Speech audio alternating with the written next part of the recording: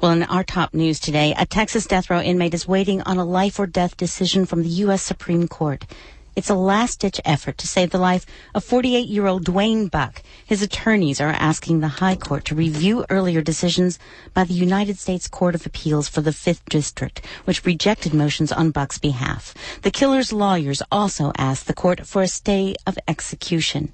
Earlier today, a Harris County State District judge rejected a plea from State Senator Rodney Ellis, Ministers Against Crime leader Robert Jefferson, and a slew of activists who asked the judge to, quote, take whatever action is in your power to prevent the execution of Duan Buck, end quote.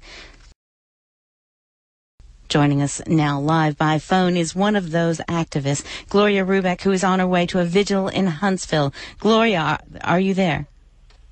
Hi, I'm just fine, Marlo. Thanks for having me. So tell us, why are you headed to Huntsville? Well, I'm headed to Huntsville in hopes that I can hug his family and we can celebrate. But knowing Texas, I have a feeling that may not happen.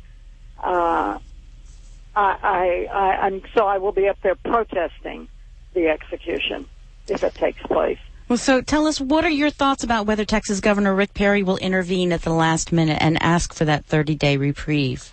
Well, actually, Rick Perry is out of the state, so the lieutenant governor is in charge for the day, and we've been having people make phone calls to his office because he could grant a 30-day stay, which would give the lawyers some time to figure out how to get a new hearing.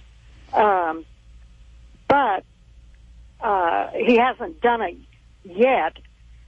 As far as I know, Marlo, he hasn't said yes or no. Right. So I guess there's still a slim chance that he could give a 30-day stay. Gloria, did it surprise you that Harris County District Attorney Pat Likas did not intervene in Buck's case? Well, I don't know that I was surprised that Likas wouldn't do it, but I was really disappointed because when she ran for office, she said that this was a new day, she wasn't one of the good old boys, and so on and so on. But I'll tell you what, she blew it because she had a chance to do the right thing, to make up for this horrible thing that's happened. And like even Buck's attorneys say, he's not denying that he's guilty, but he wants a fair shake. And I'm also disappointed, but not surprised, that John Cornyn, who's now our senator in Washington, he was the district attorney back in 2000 when all this came, the Texas Attorney General, when all this came to light. Mm-hmm. And he himself said that race should not be part of the criminal justice process. And the other men who were Latino and black who had the same psychologist testify that they were a future danger because of their race, they got new hearings. Right. Well, let's take it back a little bit now. Upon what grounds do you all feel that Buck's case should receive consideration? Is the race the thing? Yes, because of Dr. Quijano's testimony. This man is a psychologist who testified in numerous cases and I believe for the prosecution. And one of the questions the jury has to ask before they can sentence somebody to death is, will they be a future danger to society? And Dr. Quijano's testimony was that blacks and Latinos, because of their race, are more prone to violence and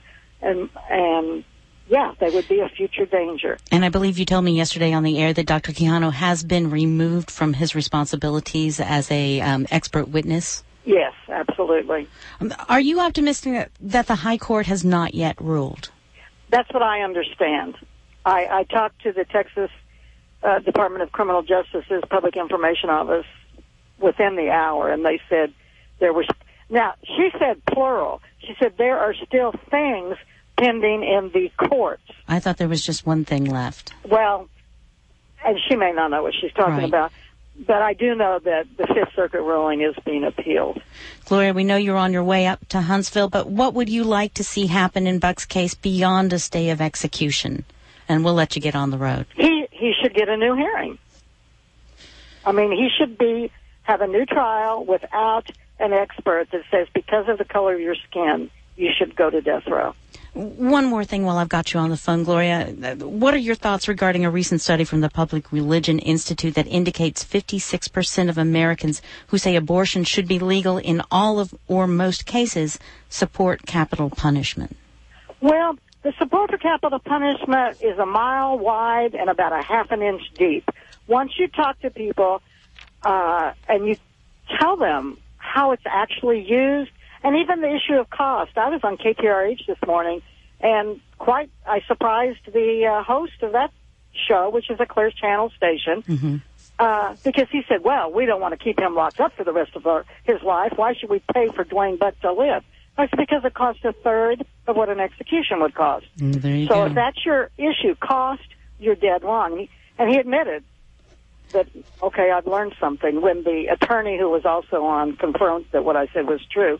Well, Gloria, I'm going to have to let you go, but let me just ask you one more time. If people wanted to voice their opinion about the Duan Buck case, who is the official they should be calling right now? Lieutenant Governor David Dewhurst, and it's 512-463-0001.